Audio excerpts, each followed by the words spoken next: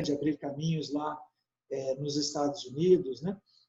Amsterdã, holandês, que já esteve aqui no nosso país várias vezes, em congressos que nós organizamos, aqui na cidade de Santos.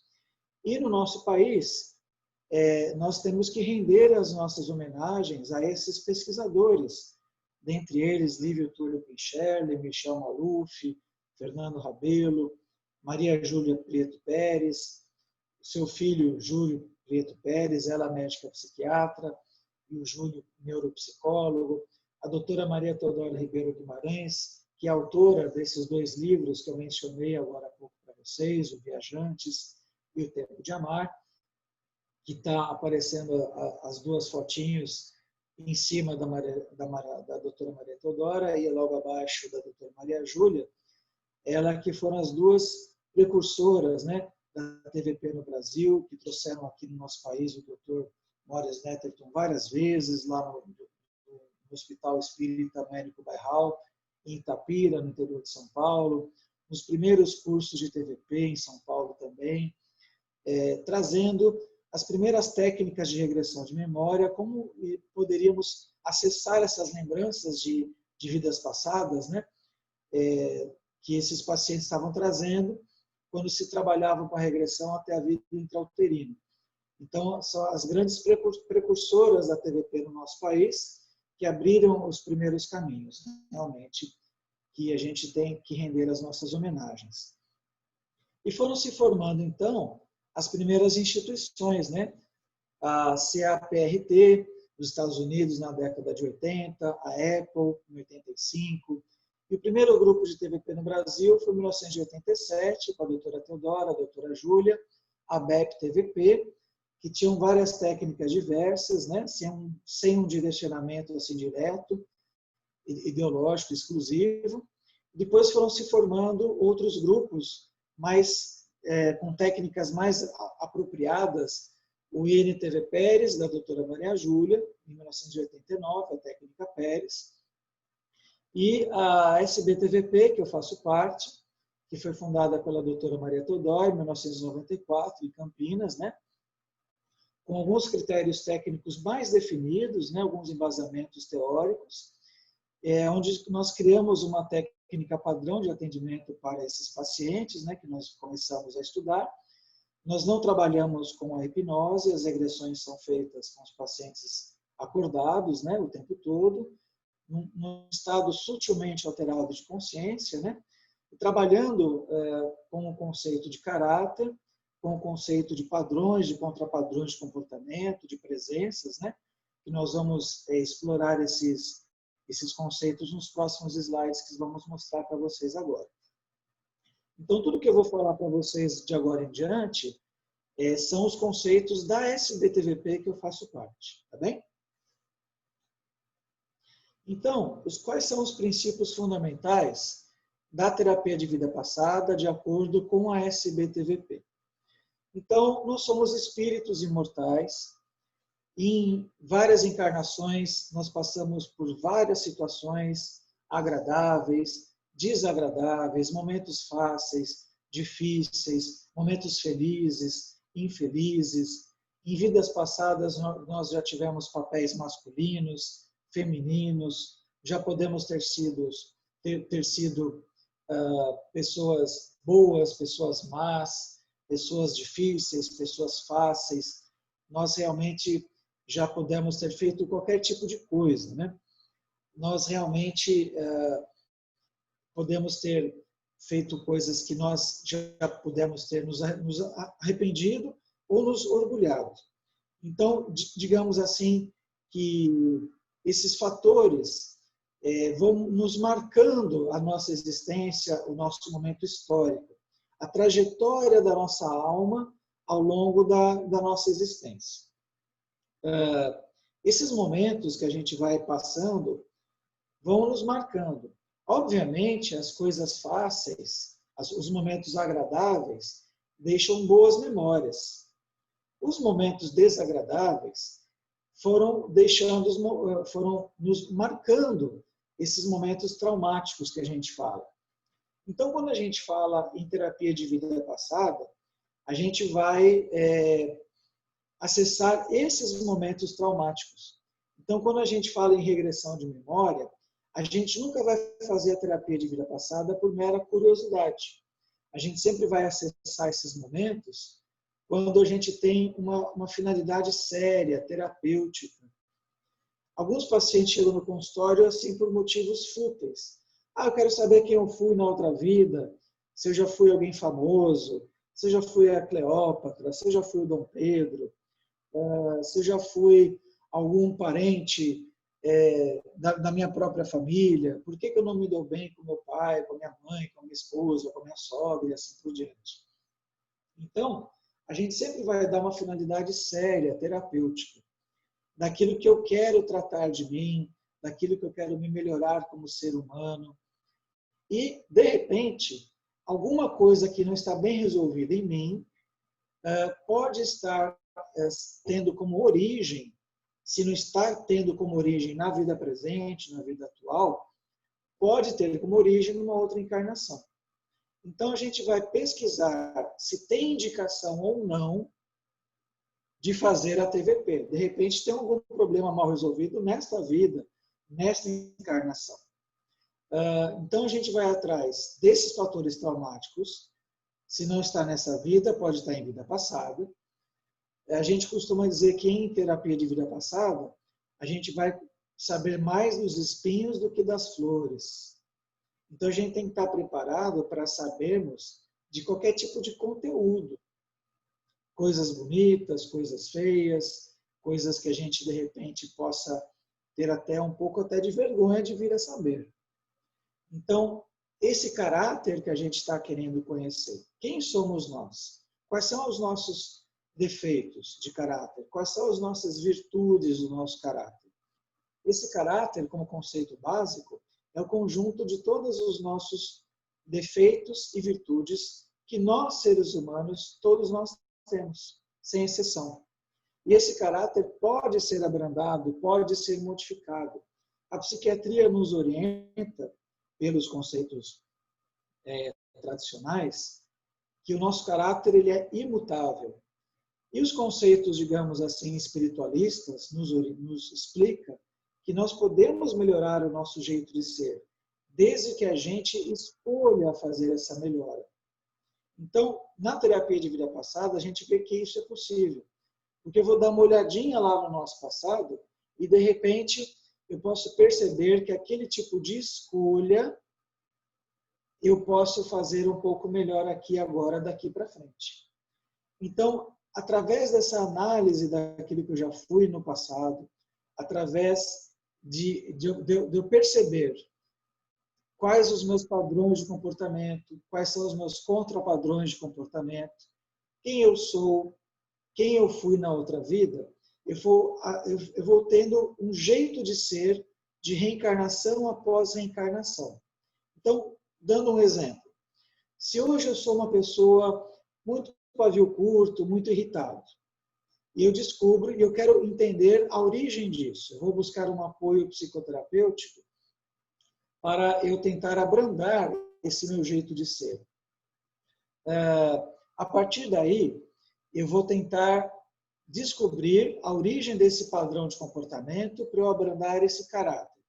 Então, eu quero entender... Oi? Flávio, deixa eu só falar. Entra de novo no share screen que saiu os slides. Espera lá. Entra aí de novo ali, clica no...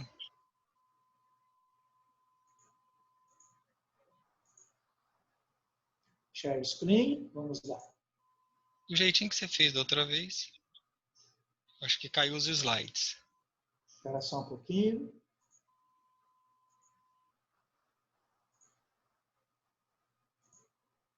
Aí. Foi aí? Isso, tá bom. Obrigado. Ok? Tudo bem. Então, como eu estava falando, né? Um paciente que chega no consultório, porque ele é muito nervoso, muito raivoso, muito pavio curto. E ele, de repente, quer abrandar esse padrão de comportamento dele. Ele vai para uma vivência passada, onde ele era muito mandão, onde ele era muito controlador, onde ele tinha todas as suas ordens obedecidas. Então, ele passa a entender a origem desse padrão de comportamento, ou seja, ele tem na vida presente características da sua personalidade muito parecida com aquela vivência passada, aonde ele está se vendo durante aquela regressão de memória.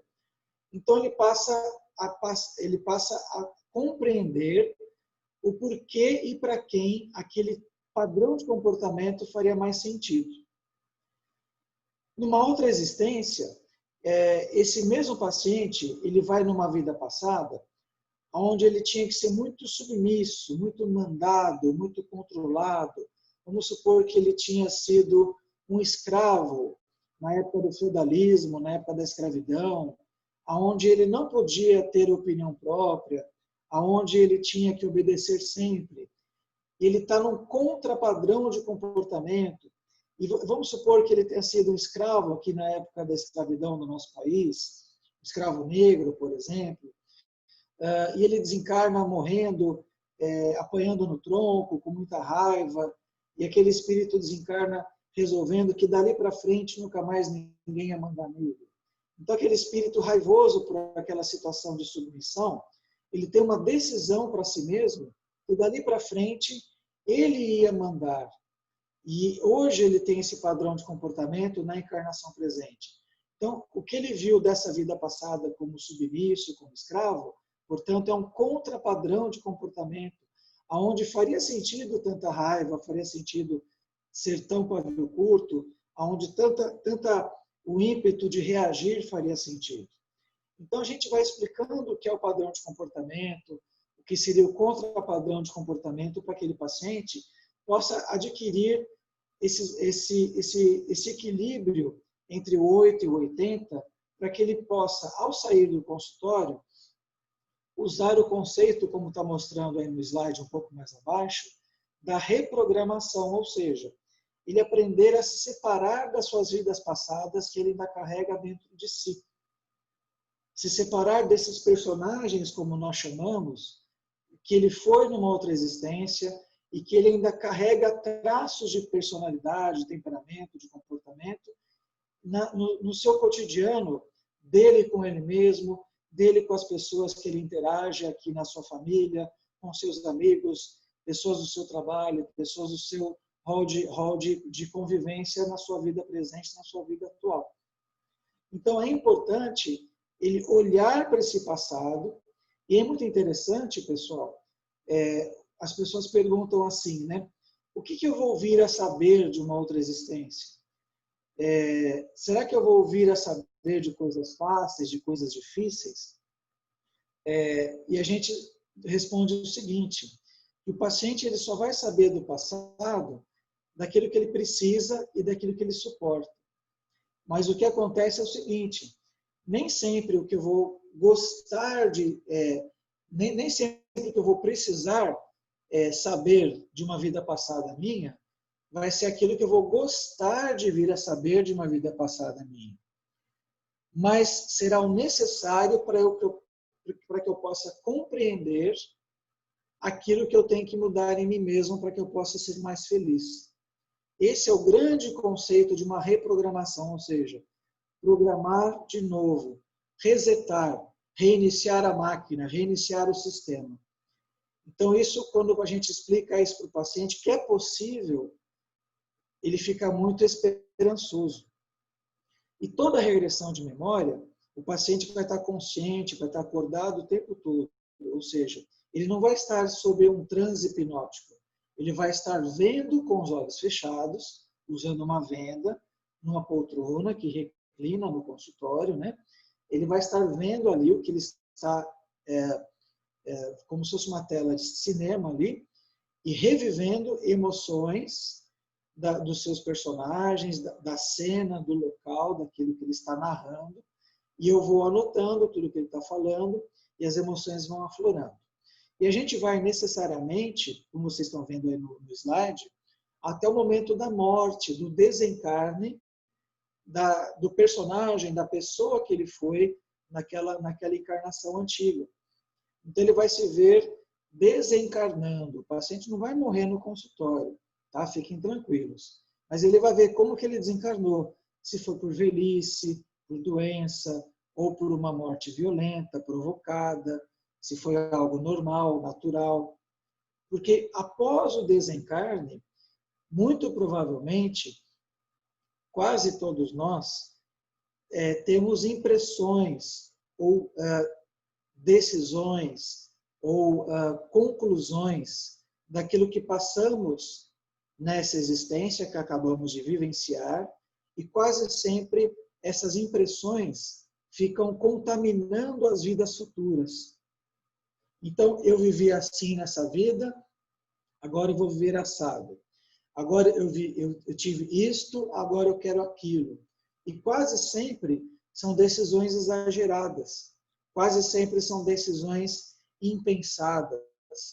Por isso que a gente tem, às vezes, padrões e contrapadrões, o 8 e o 80, até a gente tentar equilibrar esse sistema de movimento pendular que fazemos aí sucessivamente nas encarnações, vida, vivência após vivência, ao longo de uma vida, de uma existência desse espírito imortal.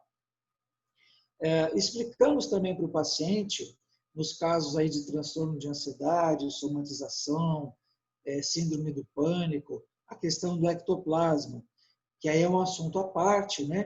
Que é um fluido que vem nos alimentos, que poderia ser manipulado por encarnados ou desencarnados, né? Na questão das ites. Então, gastrite, sinusite, síndrome do pânico, doenças crônicas físicas, né? Que aí seria um tema à parte desse nosso encontro aí que nós temos hoje com vocês através dessa entrevista ao vivo, dessa aula ao vivo que estamos fazendo com vocês. Mas aqui são os princípios fundamentais da terapia de vida passada, que está mais destrinchado lá no nosso site da SBTVP e desses 2 livros que eu mencionei para vocês lá no comecinho, tá bem? Continuando aqui, vamos lá. Então, nós nunca vamos, então, fazer a terapia de vida passada simplesmente pela curiosidade, né? Vamos propor sempre uma finalidade séria, terapêutica, sempre perguntando para o paciente o que você quer tratar de você e não dos outros. Então, o que está me incomodando em mim, aquilo que eu não tolero, aquilo que eu tenho uma dificuldade, aquilo que está me bloqueando, aquilo que eu tenho um medo, aquilo que eu tenho uma neurose, um bloqueio, aquilo que está me fazendo de uma maneira ou outra um pouco infeliz e gerando um sofrimento psíquico. Então, aquele paciente que está buscando uma melhora. Lembrando que a terapia de vida passada não é o único recurso terapêutico que a psiquiatria ou a psicologia oferecem. A psiquiatria e a psicologia, elas têm outros recursos psicológicos, né? Que nem todo paciente vai querer fazer a TVP. Ele tem que querer fazer a TVP. Então, alguns pacientes, quando me procuram, por eu já trabalhar com essa técnica já há muito tempo, eles já vão direcionados para esse tipo de tratamento psicoterapêutico. Outros pacientes buscam outras abordagens psicoterapêuticas. Outros, às vezes, nós temos que medicar, cada caso é um caso, né? Então, num primeiro momento, é uma consulta médica que nós fazemos, uma avaliação psiquiátrica, para tentar fazer um diagnóstico médico. Se ele tem uma depressão, uma neurose, um transtorno obsessivo-compulsivo, se é um caso de esquizofrenia, se é um caso de ansiedade. Primeiro, um diagnóstico médico.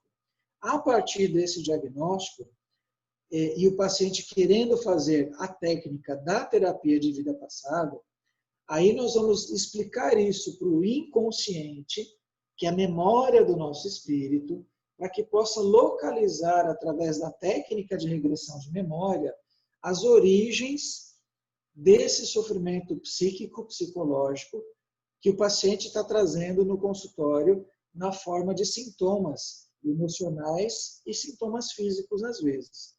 Então, a gente já vai aplicar alguns testes, vai fazer uma anamnese completa, perguntar a história de vida daquele paciente, como que é o seu relacionamento familiar, se o paciente é casado ou não, a sua história da sua infância, da adolescência, para perceber o padrão do seu comportamento, o seu caráter, né? Tudo faz parte da anamnese que todo profissional de saúde mental tem que fazer, né?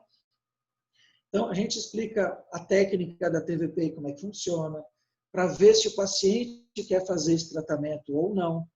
Porque às vezes o paciente chega pela curiosidade, eu explico para ele, ele fala, não, Flávio, é isso que eu quero, ok, legal. Ou ele fala, não, não é muito bem isso que eu quero fazer terapia convencional. Aí nós indicamos para outra técnica, para um outro colega que faça terapia convencional, o que é um direito do nosso cliente também, né? Então, quais são as principais indicações da terapia de vida passada? Como eu mencionei um pouquinho atrás, alguma coisa que esteja incomodando, geralmente são tendências depressivas, tendências neuróticas, aquilo que está gerando um sofrimento psicológico naquela pessoa. Fobias, bloqueios. A principal contraindicação é a curiosidade. Até o próprio meio espírita fala assim, você vai desvendar o véu do passado, né? Você vai fazer regressão por curiosidade, ou você vai reconhecer os seus parentes, né, na hora que você faz a regressão de memória. Então, em primeiro lugar, nós não fazemos por curiosidade. A Sociedade Brasileira de Terapia de Vida Passada exige que os seus profissionais sejam da área da psicologia e médicos da área da psiquiatria, ou seja, é uma exigência ter uma formação na área da saúde mental. Outras instituições não têm essa exigência. Tem cursos aí de regressão que é só um fim de semana, qualquer dona de casa faz a regressão nos outros, o que é um absurdo, né? E nós também vamos propor e explicar para o paciente que nós não vamos reconhecer nenhum parente da vida presente. Você só vai saber coisas a seu respeito. Então, você não vai reconhecer quem foi seu pai da vida presente, lá na vida passada, nem sua mãe, nem sua esposa, nem filhos, nem ninguém. Você só vai saber quem você foi, o que você fez, o que você passou, o que você viveu, para hoje ter esses sentimentos, esses pensamentos, esses sintomas e essas emoções que estão fazendo mal para você nesse momento. Então, nós explicamos isso para esse paciente e esse paciente vai resolver se ele quer fazer esse tipo de tratamento ou não. Outras contraindicações é o paciente que tem doença mental grave, como, por exemplo, a esquizofrenia ou a oligofrenia, que é o retardo mental. Então, para fazer a regressão de memória, o paciente tem que estar na sua consciência plena, tem que estar extremamente lúcido, não pode estar sob efeito de drogas, efeito de álcool. Eu posso atender dependentes químicos, eu posso atender dependentes do álcool para a terapia de vida passada, mas no dia da regressão ele não pode estar alcoolizado nem em surto por conta de nenhum tipo de droga, nem de cocaína, nem de maconha, nada disso. Tá certo? E a gente trabalha, como diz aí no nosso slide, com ficha de indução. O que é a ficha de indução? É a explicação que é extraída dessas primeiras consultas, desde o primeiro contato, da anamnese, desses testes que nós aplicamos na segunda, terceira, quarta consulta, que nós vamos traduzir em palavras, traduzir em miúdos, para o nosso inconsciente, que é a nossa memória do nosso espírito, onde está tudo gravado, todas essas memórias de todas as encarnações, inclusive da encarnação presente, do dia de ontem, da nossa adolescência, da vida intrauterina e de todas as vidas passadas, é a memória do nosso espírito, é a nossa memória inconsciente. Então, nós vamos traduzir em miúdos e bolar uma ficha de indução, com itens mentais, emocionais, físicos, etc., é como se fizéssemos, digamos assim, uma pesquisa pelo Google. Então, você que quer fazer uma pesquisa sobre determinado tema lá no Google, você digita no seu computador o tema que você está pesquisando e a internet vai mostrar para você os sites que falam sobre aquele tema. Então, fazer a regressão é mais ou menos isso, se eu pudesse fazer uma analogia. Eu vou dizer para o seu inconsciente o que ele tem que buscar no seu passado e a partir dessa chave que abre a fechadura dessa porta, essa porta vai ser aberta e vai ser feita uma viagem no tempo e essa viagem no tempo vai cair exatamente naquela encarnação que aquele paciente precisa relembrar, porque tudo já está dentro da memória daquele paciente. Já está no seu inconsciente, ele só vai relembrar. Então ele vai direto naquela vivência passada que tem a ver com aquilo que ele veio tratar na sua terapia. Então, no primeiro momento, ele vai naquela vivência, depois vai em outra, depois vai em outra. Então, nós vamos conversar bastante com aquele paciente, chama terapia de apoio, explicar esse processo, explicar o conteúdo daquela regressão, fazer o paciente fazer comparativos entre a vida presente e a vida passada, o que ele veio tratar com a terapia, as suas queixas, o que a regressão trouxe à tona, o que ele tem a ver com o seu padrão de comportamento e a vivência passada, o que está igual, o que está diferente. Então, o inconsciente, nesse processo de regressão, ele comanda tudo. Então, numa primeira sessão de regressão, ele cai numa vivência passada do século XVIII. Numa segunda sessão de regressão, ele cai numa vivência passada do século V. Numa terceira sessão de regressão, ele cai numa vivência passada do século XVI. Então, a cada sessão de regressão, é uma vida de cada vez. Como se a gente visse um resumo de uma vivência, uma de cada vez. A gente vai até o momento da morte. Tá? E assim, a gente tem também o cuidado de conduzir o processo de acordo com o ritmo de cada um. E é muito interessante porque os pacientes, após a regressão, eles falam assim, puxa, Flávio, da onde que eu estou falando tudo isso? De onde que essas memórias estão fluindo, né, de dentro de mim? E às vezes eu fico tão emocionado, eu choro durante a regressão, ou às vezes eu passo de uma maneira bem neutra, bem tranquila, de uma maneira assim que parece que eu estou inventando tudo isso. Cada paciente explica de um jeito, né? Cada paciente tem o seu conteúdo emocional que está aflorando.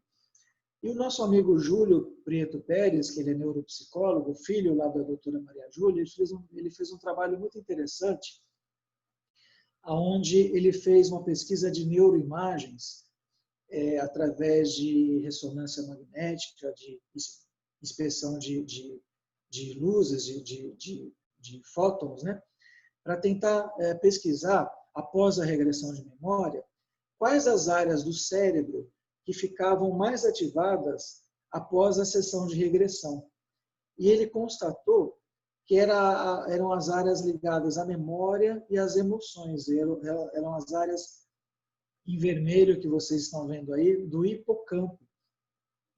E não eram as áreas da imaginação ou da criatividade, ou seja, seria uma evidência neurológica de que aquele conteúdo do que o paciente está falando durante a regressão de memória não seria fruto da sua imaginação ou da sua criatividade.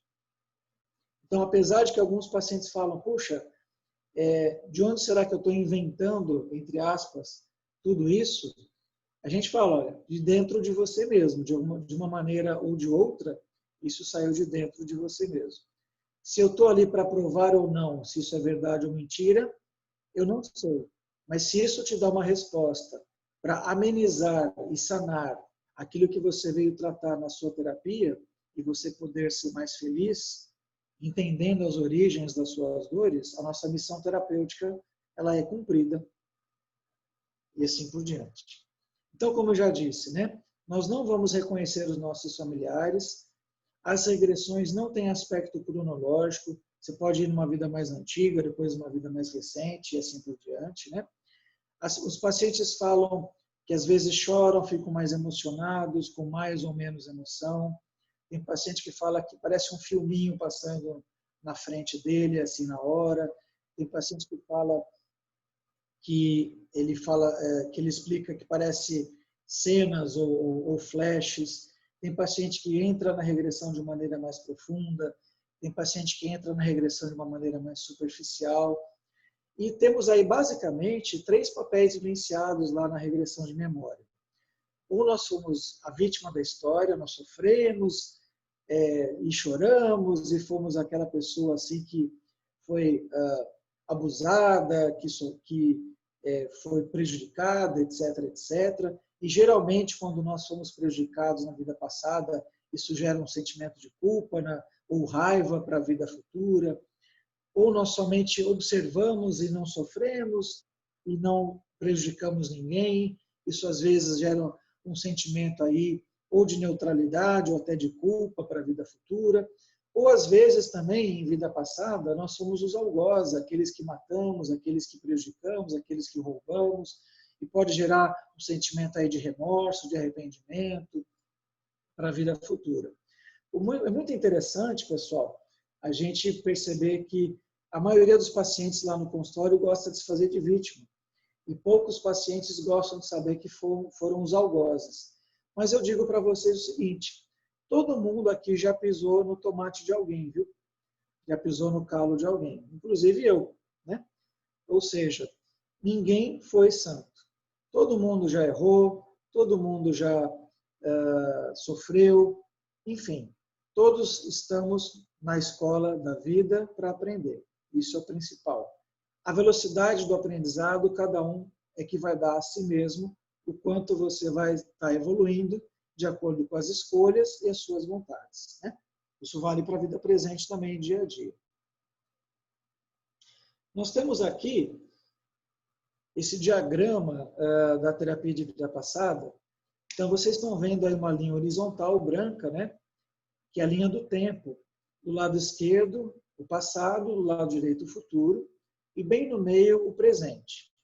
Temos aí uma linha na vertical e uma janelinha que foi promovida pela técnica da regressão de memória, pela ficha de indução, onde nós vamos fazer, através desse arco que tem essas setinhas brancas, a viagem no tempo ao passado, entre aspas, né?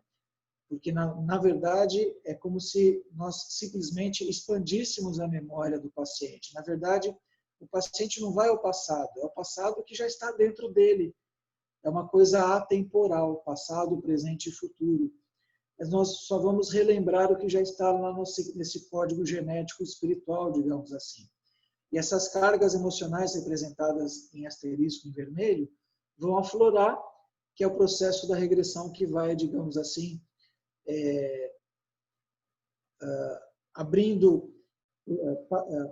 passando por essa janelinha que foi aberta pela técnica da regressão, esses traumas que foram vivenciados lá no passado, que vão sendo relembrados através da técnica de regressão, pela conscientização, e ressignificado pela liberação desses conteúdos estimulados pela indução, né, que estavam pressionando o nosso inconsciente, que pressionam até o momento presente, que estavam fechados pela barreira de memória, através de uma transformação, de uma ressignificação, de uma reprogramação, que vão ser conversados bastante depois que o paciente faz a regressão de memória, onde nós perguntamos o porquê e para quem tudo isso faria mais sentido. Nós perguntamos para o paciente, né? O que essa história que aflorou através da regressão tem a ver com você? Essa história está parecida com quem? O que você vê de elo entre o que veio à tona nessa sessão de regressão e daquilo que você veio tratar aqui no consultório? O que realmente você precisa aprender com esse passado para ser mais feliz no presente. Então, resumidamente, esse diagrama da terapia de vida passada é isso que está dizendo. Bem? E a gente confirma, né, a lei de ação e de reação, de causa e efeito, como uma lei natural. Então, o que você planta, quase sempre é aquilo que você colhe, né? Então, a gente poderia fazer uma analogia do tal Ministério da Reencarnação, que adverte, né, que se você plantar vento, você pode colher tempestade, mais cedo ou mais tarde, hoje ou amanhã. Então, ser mal pode causar um karma ruim. O que a gente entende como karma? Geralmente, as pessoas entendem como karma somente coisas pesadas ou negativas, o que não é necessariamente uma verdade absoluta. Podemos analisar o karma também da seguinte maneira: uma programação reencarnatória, de tal sorte que a gente pode imaginar que se você está na sua situação atual, seja como homem, como mulher, no seu núcleo familiar, na sua profissão, no seu lar, na sua situação de vida, seja às vezes fácil, às vezes difícil, às vezes mais ou menos, é uma programação que, de repente, boa parte daquelas situações você pode ter pedido para passar, ou, de repente, são frutos das suas escolhas, da encarnação atual ou de uma encarnação anterior. É uma coisa para a gente refletir. Então, tudo isso que eu estou falando pode causar aí uma impressão de que você possa pensar onde entram Deus ou a espiritualidade, né?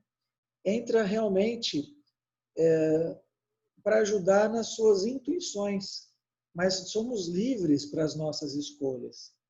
Ninguém está aqui encarnado à toa e a gente não pode ficar culpando Deus nessa história, nem a espiritualidade. Eu acho que nós precisamos entender que a espiritualidade e Deus está aqui para intuir desde que a gente peça ajuda e desde que a gente tenha ouvidos de ouvir. Né?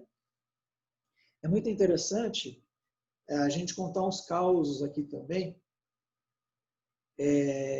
para que a gente possa transformar problemas em oportunidades. Eu lembro muito bem de uma moça que veio tratar no consultório. Ela tinha dificuldade de emagrecer, ela era muito fortinha, gordinha, né? E por conta disso, ela ficava num sofrimento emocional, né? Não conseguia arrumar um parceiro, não conseguia trocar afeto, exercitar a sua sexualidade com plenitude e assim viver, né, a sua vida com muitos complexos de inferioridade, muitas neuroses, sensação de inferioridade, de infelicidade, né? Então, ela tinha atitudes compulsivas alimentares, ela foi fazer a terapia para entender todo esse processo dela. Então, eu lembro de algumas regressões que ela fez, é um caso muito interessante, onde numa primeira vivência, ela se viu morrendo de fome,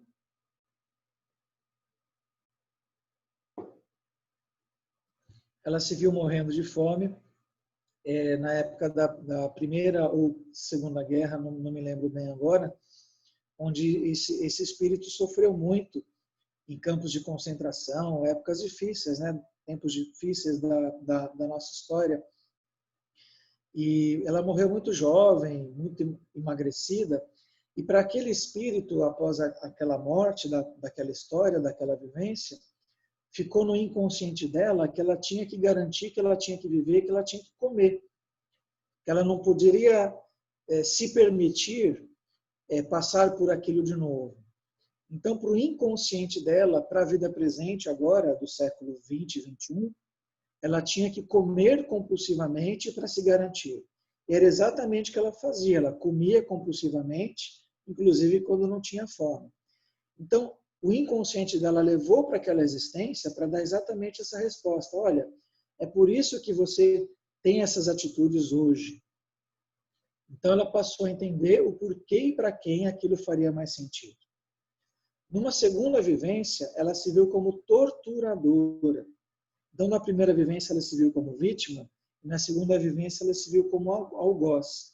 Ela torturando pessoas, machucando, maltratando, deixando as pessoas morrerem de fome, morrer de inanição. Então, ela se culpa, após ela morrer nessa segunda regressão, né? Aquele espírito sai muito decepcionado consigo mesmo e ela se pune na vida presente com o contrário, com o seu contrapadrão de comportamento. Ou seja, eu agora não mereço ser feliz, eu agora preciso me prejudicar, eu agora preciso compensar a maldade que eu fiz aos outros. Então ela passa a entender por que ela não se deixa ser feliz. Até aí tinha a ver diretamente com os temas que ela veio tratar. E o mais interessante, eu lembro, na terceira regressão que ela fez, ela se viu no mundo de prostituição. Aparentemente, não era nem vítima e nem algoz. Ela era uma moça muito bonita nessa terceira regressão e tinha muito prazer na sexualidade, na vida de prostituição que ela tinha. A personagem que ela usava a sexualidade por dinheiro, por luxúria, e usava e abusava disso. E eu não estou fazendo aqui nenhum juízo de valor, eu só estou contando a história que ela contou na regressão dela, que a gente fez essa análise terapêutica dela, né? Porque no consultório a gente não está julgando nada, não é tribunal. E o paciente fica ciente disso logo no começo, que a gente não vai julgar o presente nem julgar as vidas passadas de ninguém. Então, ela entendeu que ela viveu essa vivência, né, no mundo de prostituição e morreu de doença, morreu jovem, provavelmente uma doença venérea, um câncer uterino, alguma coisa assim, e morre com muito arrependimento. E após essa terceira sessão de regressão, ela abre os olhos, fica um pouco encabulada, chora, fica emocionada, né? O paciente deixa aflorar alguns sentimentos, né? E ela fala assim, olha, Flávio, eu acho que se na encarnação atual eu tivesse um corpo mais, digamos assim, magrinho, perfeitinho, de acordo com os padrões de beleza que a sociedade impõe, né? Hoje ela era, digamos, fora dos padrões que a mídia exige, né? De uma maneira geral. Ela falou, olha, eu estaria abusando da minha sexualidade. Eu acho que, no fundo, hoje, eu ainda pensava mais em sexo do que em amar e em ser amada. E ela fez essa grande constatação para ela. E isso deu um alívio muito interessante para ela, tanto da parte alimentar quanto da sua sexualidade. E eu não digo para vocês que ela conseguiu emagrecer, não. Mas eu digo para vocês que um tempo depois ela arrumou um namorado.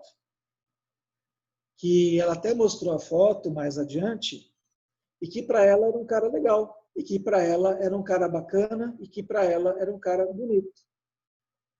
E que para ela era um cara que dava amor e que ela poderia dar amor para ele também. Aí ela teve alta da terapia. Isso é o mais legal e o mais importante. Ou seja, ela soube transformar o caminho dela em felicidade, transformar o problema dela em uma oportunidade para ser mais feliz naquilo que ela poderia entender da sua própria capacidade. E não daquilo que a sociedade esperava que ela fizesse, mas daquilo que a sua consciência pedia que ela fizesse, simplesmente só isso. Então, o processo da terapia de vida passada, digamos, é um processo de autoconhecimento, de autotransformação, é um processo, digamos, libertador, para que a gente possa sair de algumas amarras e, de repente, ser mais feliz com o que nós somos, com o que nós temos e, de repente, ter mais paz interior. Tá? Acho que esse aqui é o último slide, deixa eu ver. E se a gente está falando de reencarnação, né? E a gente está passando até em tempos aí de pandemia, que coisa, né? Tempos difíceis. A gente precisa fazer a nossa parte, transformar esse mundo para quando a gente voltar, porque a gente vai desencarnar mais cedo ou mais tarde e a gente vai voltar, não é mesmo? Gente, fica aqui a lembrança dos livros, Viajantes, Tempo de Amar, que está disponível aqui no nosso site. Eu deixo aqui meu e-mail, brown.net@uol.com.br. Aqui está o site da Associação Médica Espírita de Santos, o site da Associação Médica Espírita do Brasil e o site da SBTVP, onde vocês podem adquirir esses livros que a gente entrega pelo correio, a gente manda por Sedex, tá bom? E fico à disposição para alguma pergunta, caso tenham, caso vocês queiram. Acho que temos mais algum tempinho, né, Tássio? Nós fazemos a regressão pela SBTVP, é uma técnica sem hipnose, ou seja, o paciente está acordado, está lúcido o tempo todo, tá? Ele vai se lembrar de tudo que ele está falando. Na hipnose clássica, a gente vai, que eu não uso, né? A gente vai tentar desbloquear alguns medos, algumas dificuldades que o paciente tem, que não trabalha necessariamente com o conceito de reencarnação. Na terapia de vida passada, é uma técnica de regressão de memória, onde nós vamos acessar conteúdos que a gente fala necessariamente de outras vidas. E a hipnose visa desbloquear conteúdos que não falam necessariamente de outras vidas. Tá bem? Quem quiser, então, pode perguntar aqui pelo chat ou pode ser ao vivo aqui, que eu abro o microfone. Só levantar a mãozinha aqui do lado, aqui nos participantes. Hoje nós estamos, agora, tivemos mais, alguns já saíram, 54 participantes aqui na nossa sala, da nossa live da Associação Médica Espírita. Não é? Tem vários modos de apresentações, onde cada um coloca e apresenta aí do seu jeito. Alguém quer fazer mais alguma pergunta? Deixa eu ver aqui. Existe? A Gisela está perguntando, né? Gostaria de saber se a TVP pode ajudar a superar o luto da perda de um filho. Então, o luto da perda de um filho é um assunto que o paciente está vivendo da vida presente e da encarnação atual, né? Então, um apoio psicoterapêutico tradicional, ele se torna fundamental, porque talvez é uma dor, talvez a maior de todas, né? Se o paciente já teve outras perdas, perdas emocionais graves, eu acho que é mais prudente fazer a terapia convencional numa perda de filho do que de vidas passadas. Agora, se ele tem dificuldades com perdas em geral, aí pode ser que ele já tem uma tendência que vem de outras encarnações. Tá bem? E aí pode ser que a de regressão de vidas passadas possa ajudar.